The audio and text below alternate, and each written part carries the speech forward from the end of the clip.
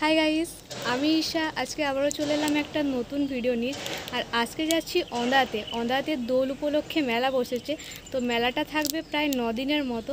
আর আজকে যাচ্ছি আমরা অন্দাতে দোল উৎসবের মেলা দেখতে। তো দেখতেই পাচ্ছ একেবারে রেডি হয়ে রাস্তায় বেরিয়ে পড়েছি, আর রাস্তাতে বেরিয়ে ব্লগটা শুরু করেছি। আর বিষ্ণুপুর থেকে অন্দা যাব আমরা বাসে করে, প্রায় ওই আধ ঘন্টার মতো লাগে। তো চলো এখন যাওয়া যাক। এই ভিডিওটা প্রায় আজ থেকে 15-20 দিন আগের ভিডিও। আর আমি আজকে বসেছি ভিডিওটা এডিট করতে, কারণ কাজের চাপ এত পরিমাণ ছিল যে আমি ভিডিওটাতে ভয়েস দেওয়ার মতো সময়ই পাইনি। বাট আজকে একটু ফ্রি ছিলাম, সেই জন্য ভাবলাম যে চলো ভিডিওটা এডিট করে তোমাদের সাথে শেয়ার করাই যাক। অনেক দিন ধরে গ্যালারিতে পড়ে আছে। তো যেমন তোমাদেরকে বললাম যে অন্দাতে দোল উৎসব দেখতে যাচ্ছি। তো দেখো, প্রথমে কিন্তু বাস স্ট্যান্ডে চলে এসেছিলাম, আর আসার পর অনেকক্ষণ ওয়েট করতে হয়েছিল। তারপর আমরা ফাইনালি অন্দা যাওয়ার বাস পেলাম। আর লাকিলি বাসে কিন্তু জানলা ধারে সিট পেয়েছি আমি। তো দেখতেই পাচ্ছ রাস্তার সুন্দর সুন্দর ভিউ দেখতে দেখতে আমরা পৌঁছে গেছি অন্দাতে। আর দেখো, অন্দাতে কিন্তু নেমেই আমরা চলে যাচ্ছিলাম মেলা দেখতে। তো দূরে তোমরা দেখতেই পাচ্ছ। আর জানো তো, অন্দাতে মানে প্রথমবার আমরা মেলা দেখতে যাচ্ছি, এর আগে কখনো যাইনি। বাট ফার্স্ট টাইমই অন্দাতে দোল উৎসবের মেলা দেখতে আমাদের সাথে একদম ময়ে ব্যাপার হয়ে গিয়েছে। মানে সেদিনে এত পরিমাণে মেঘ করেছিল আর বৃষ্টিও হচ্ছিল। তো সেই কারণে মেলার সমস্ত দোকানদানি, তারপর চড়ক সব কিছুই বন্ধ ছিল, সেটা তোমরা ভিডিওতে দেখতেই পাচ্ছ।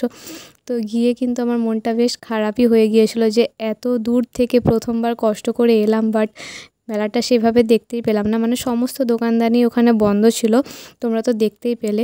তো তারপর যেখানে কীর্তন হয় সেখানে আমরা গিয়েছিলাম, মানে নাম সংকীর্তন হচ্ছিলো। তো সেখানে আমরা গিয়েছিলাম। এখানে মোটামুটি লোকজন ছিল, আর এখানে যেহেতু তাঁবু খাটানো ছিল তো সেই জন্য জল হচ্ছিলো বলে আমরা এখানেও কিছুক্ষণ দাঁড়িয়েছিলাম। তো তোমরা আশেপাশের পরিবেশটা দেখতে পাচ্ছ। এখানে গিয়ে কিন্তু বেশ ভালোই লাগলো। মানে এখানে গিয়ে মনে হলো যে হ্যাঁ, আমরা কোথাও একটা ঘুরতে এসেছি ফাইনালি। তো তারপর দেখো, ওখানে অনেকক্ষণ থাকার পর বৃষ্টিটা একটু কমেছিল। তো সেই জন্য আমরা ভাবলাম যে আর বেশি দেরি না করে একেবারে স্টেশনের দিকে চলে যাই। যেহেতু অনেকটাই সন্ধে হয়ে গিয়েছিল, তো আমরা আর বাসে করে যাব না ঠিক করেছিলাম। তাই অন্দা থেকে একদম বিষ্ণুপুরে আসার ট্রেন ধরে আসবো। তো সেই জন্য দেখতেই পাচ্ছ স্টেশনে চলে এসেছি। আর স্টেশনও ফাঁকা ছিল, কারণ প্রচুর পরিমাণে বৃষ্টিও হয়েছিল। তো সেই জন্য লোকজন একটু কমই ছিল। তো তারপর দেখো, এখানে আমরা চলে এসেছি টিকিট কাউন্টারে টিকিট কাটার জন্য।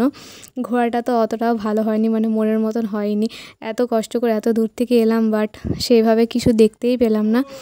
তো যাই হোক, পরের বছর আবার নিশ্চয়ই যাব, তখন যদি বৃষ্টি না হয়। মানে এই বৃষ্টিটা হঠাৎ করেই এসছে। যখন আমরা বেরিয়েছিলাম তখন কিন্তু ওয়েদার বেশ ভালোই ছিল, রোদও ছিল। আর তারপরে ওখানে গিয়ে মানে যেতেই আর কি বাসে বৃষ্টি শুরু হয়ে গিয়েছিল। আর আসার পথেও কিন্তু বৃষ্টি হচ্ছিলো, তোমরা দেখতেই পাচ্ছ। ট্রেনের জানলাটা পুরো একদম বৃষ্টিতে ভিজেই গিয়েছে। ট্রেনের ভিতরেও জল ঢুকছিল। তো ট্রেনও সেজন্য পুরোই ফাঁকা ছিল, দেখতেই পেলে। তো তারপর এখানে আমি বসে বসে ওয়েট করছিলাম যে কখন বিষ্ণুপুরে নামবো।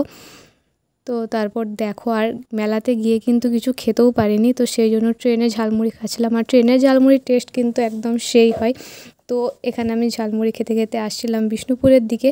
তো তারপর দেখো, ফাইনালি বিষ্ণুপুর স্টেশনে চলে এসেছি। আর এখানে দেখতে পাচ্ছ কত বৃষ্টি হচ্ছে। সারাটা রাস্তা তো বৃষ্টি হচ্ছিল। তারপর যখন নামবো তখনও দেখি পুরো বৃষ্টি ভর্তি। আর স্টেশনেও আমাদেরকে প্রায় 1 ঘন্টার মতো ওয়েট করতে হয়েছে। তারপর আমরা বাড়ি আসতে পেরেছি, মানে এতটাই বৃষ্টি হচ্ছিল। আর ছাতাও নিয়ে যায়নি। তো তারপর বৃষ্টি থামার পর আমরা স্টেশন থেকে বেরোলাম, আর এখানে কিছু খেতে গিয়েছিলাম, কারণ প্রচুর পরিমাণে খিদে পেয়েছিল। তো যাই হোক, এইভাবে আজকে দিনটা কাটলো। তোমাদের কেমন লাগলো জানিও।